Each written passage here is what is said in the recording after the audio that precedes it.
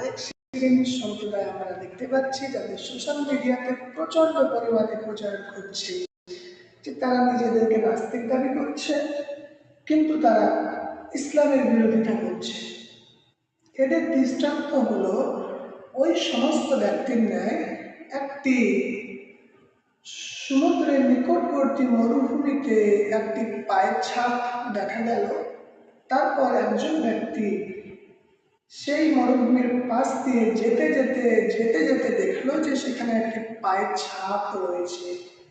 সে মনে করল সমুদ্রের ঢেউ হয়তো এই পায়ের ছাপটা তৈরি করেছে। সে এটা ভাবলো না যে সেখানে তার আসার পূর্বে কেউ একজন এসেছিল, সেই ব্যক্তি হলো এই পায়ের ছাপের সৃষ্টিকর্তা।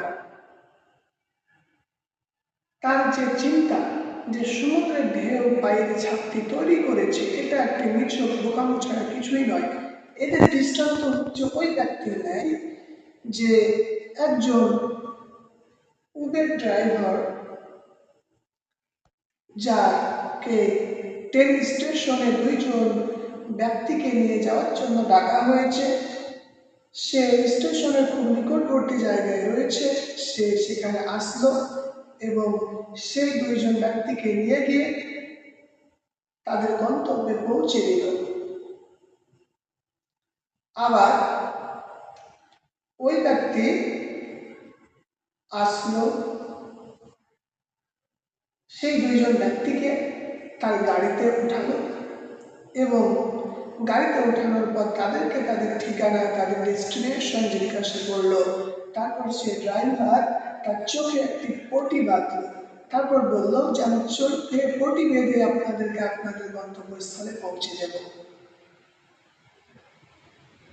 যারা বর্তমান নিজেকে নাস্তিক দাবি করছে তাদের দৃষ্টান্ত হচ্ছে এই ড্রাইভারের ন্যায়, যে গাড়িতে চোখে পটি বেঁধে বলে যে আমি অন্ধ অবস্থাতেই তোমাদেরকে তোমাদের গন্তব্যস্থানে পৌঁছে দেবে। আর যারা ধর্ম মেনে চলে, স্রষ্টাকে বিশ্বাস করে, সৃষ্টিকর্তাকে বিশ্বাস করে, তাদের দৃষ্টান্ত ওই ড্রাইভারের ন্যায় যে নিজের চোখ দুটোকে খোলা রেখে রাস্তা দেখে দেখে সঠিক নিয়মে সে যাত্রীদেরকে তাদের গন্তব্যস্থলে পৌঁছে দেয়।